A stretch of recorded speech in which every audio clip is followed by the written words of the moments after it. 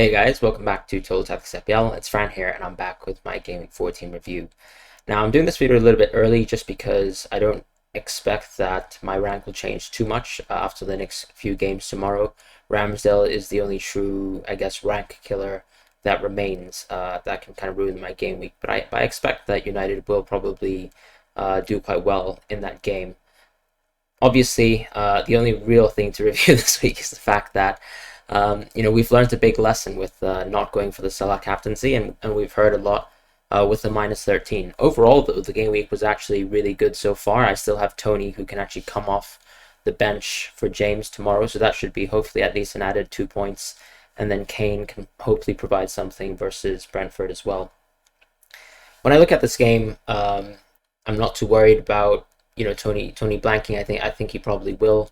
Kane hopefully can find his way to a goal, and that can change things for my team. But with the Salah captaincy, I've made a huge mistake, and that's totally fine. I think I did it for a bit of fun as well with the live stream, which I really enjoyed. If any of you guys were there, and it's a lesson learned. So don't bet against effectively the most informed player in the world right now. And I was happy to do it just because I did trust the fact that Everton have been playing exceptionally poorly lately.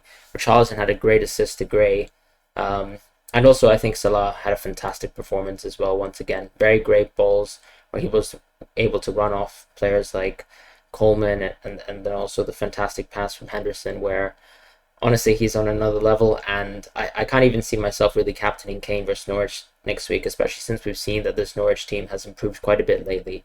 And there's really no reason to bet against Liverpool. I know Wolves have had 3 clean sheets in a row, but it's a completely different match in terms of Liverpool. Probably I'll have to put my captaincy on Salah. We'll see what Kane does, and maybe he can actually change my mind. But that's how things stand with captaincies. In terms of transfers, let's actually just quickly look at my live team. So you can actually see that I'm pretty close to the safety score, right? If Kane has a miraculously good game, I suppose. If I got the 13 points from the Salah captaincy, obviously this would be a very nice green arrow, especially with Kane tomorrow and Tony as well. But overall, I'm happy to play the differential where I thought it made sense. I just thought that Everton really didn't interest me from an attacking point of view lately, and I was proven wrong. I think there are a couple of things I have to think about in terms of transfers, though. So if I just look at my team, clearly Guaita is one person I'm thinking of. I think this Crystal Palace side have really suffered with Anderson being out, and also the injury of MacArthur, and also Gallagher playing much deeper has made me seem like this Palace team is dominating the game much less than they did before. I think they're controlling possession at a much lower rate than in the earlier run, and perhaps the mistake really was to go for Guaita, which was a bit of a knee-jerk decision. I think that there's opportunities to go for Ramsdale, but also De Gea is quite interesting given that he's very close in price. We're talking 5.0 versus 4.9. De Gea also has a fantastic run. So my plans are probably to go for De Gea in the near future. And with Cody, I think he has to go. He's done fantastically for me, but if you look at this kind of run, there's no real reason to have him in my team this week. I can afford to go for a transfer because everyone else has a relatively good game this game week, and I'm planning to keep Antonio for at least the medium term. If I'm not interested in Antonio, then I'll probably move him just to someone like King or Dennis after the City game. But at this point in time, my plan is to keep Antonio. Plan is also to keep Tony, and maybe I'll make a decision about one of Dennis or King at that point in time. The thing with Dennis is that he's not actually part of the Nigerian national team right now. He can probably join them soon because I think he'll probably called up depending on his form. We'll see what happens there. But Dennis seems to be the more informed player. I know people are interested in King because he has better underlying stats and he also has penalties on him. But I really can't deny the fact that Dennis looks extremely exhilarating as a player. And he's really lit up the league this season. So that's kind of the benefit of having someone like Dennis. As far as Cody replacements, I would like to go probably for Ben White or Lamptey. Lamptey is getting rested in between games, and the issue with Lamptey, I suppose, is managing his minutes and seeing where the right opportunities are to play him. I think he'll probably start the next match, which is why I'm tempted to go Lamptey so that I can get the clean sheet for Southampton. And then he becomes a fourth stroke fifth defender in my team. And I'll probably find another way out of Livermento in the near future. But that's really how things stand for my team. Nothing too extravagant. I think Rafinha probably has one more game versus Brentford next, and then I'll have to think about someone like Maddison or Bowen joining my team. And if not them, then an Arsenal defender. So that's kind of how I feel as things stand. Obviously, a huge kind of rank hit taken, but I'm happy to do that. Probably going to go for De Gea in the near future, and probably also going to go for a Cody replacement. We quickly move on to the kind of price rises and falls. We'll notice that Jota is actually very close to a price rise. Dennis is also very close to a price rise. Dennis is absurdly underpriced considering the kind of returns he's had in the league. I mean, he must be one of the more efficient players overall this season, and I really think he can't be discounted. And as I said, I think he still maybe makes a little bit more sense than King. Arguably, you could actually go for both of them if you really want to budget down your forwards, but definitely Dennis seems to be a great option. I know AFCON will come, but you actually have a lot of game weeks before AFCON rolls around. And maybe at that time it's just a simple side grade from Dennis to King if you absolutely want to do that. Lamptey is close to a price rise, which makes sense. He's looked incredibly efficient just from someone who creates bonus points overall, and then also someone who actually provides an assist like he did today. Obviously, it was a Mopé super goal as well, so you have to kind of factor that. Cornet is actually close to a price rise, which I think is probably due to the fact that Gallagher didn't do very well this week, and people haven't been very impressed with his kind of positioning. No one else is too close to a price rise. Once again, it was super exceptional to see Bernardo score a fantastic goal this week. Tomiyasu is actually on the rise. I think that the hype on Tomiyasu is a little bit too much, where I don't actually think he's that much worth it compared to someone like Ben White, who's at 4.4, and actually, closer to a price decrease than a price rise. The thing for me is, if you actually look at the underlying statistics of Tomiyasu, he doesn't do extremely well. I know he got an assist last week, and I feel like people are getting somewhat baited by that. I feel like you can save money in your team and actually get someone who's a bit more interesting, or someone who's just cheaper, which is exactly what you have in White.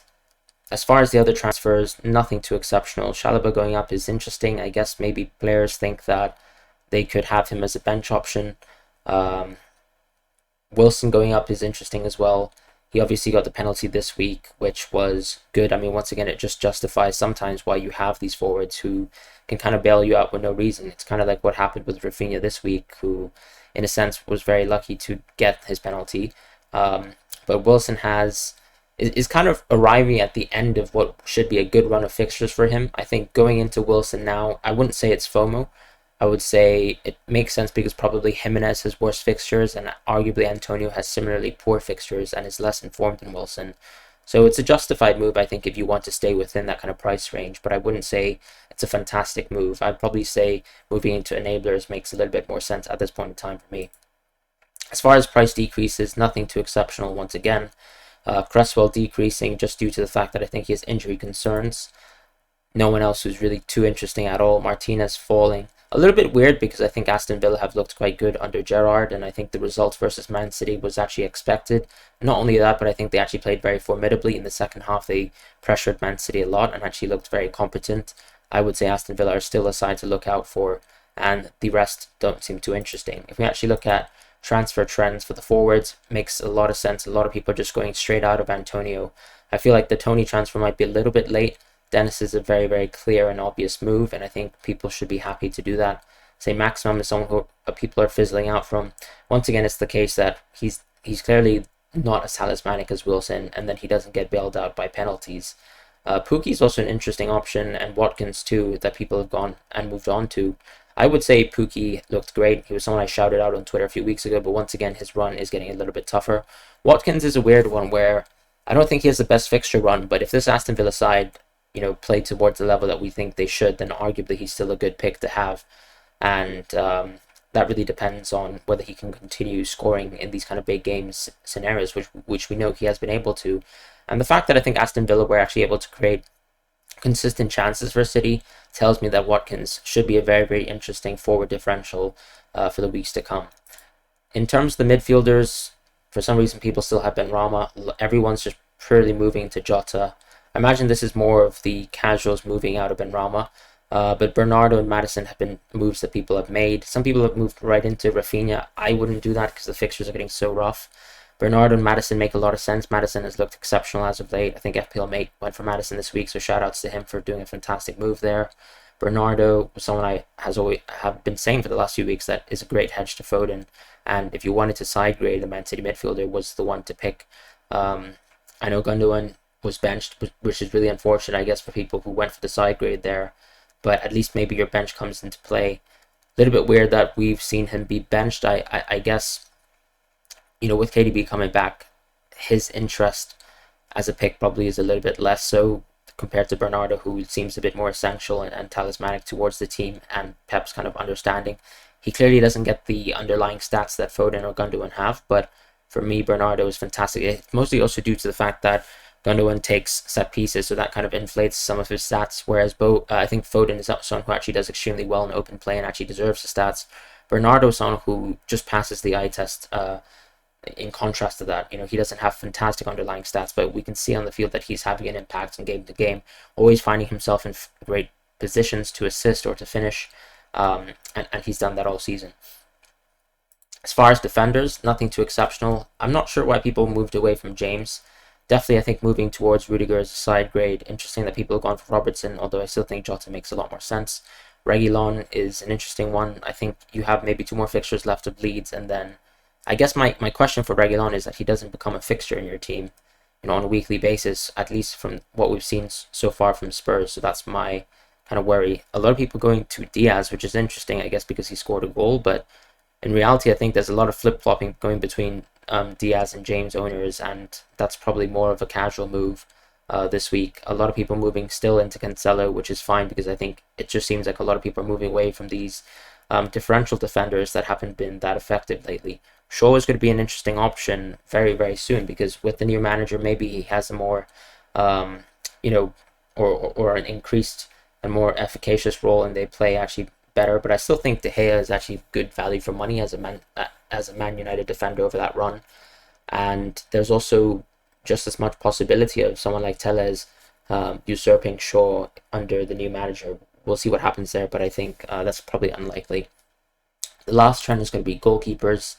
Everyone once again moving into Ramsdale, which is, I think, very justified. Ramsdale has been clearly the best keeper in FPL this season, as we've expected, but I really do think De Gea is maybe one to move on to. I know a lot of people have owned Mendy for the season, and Salah has done well in the last few weeks, but Mendy, if we're looking at fixture runs, probably has the cleanest run up until, I think, game week 20, so that's the interesting thing for me.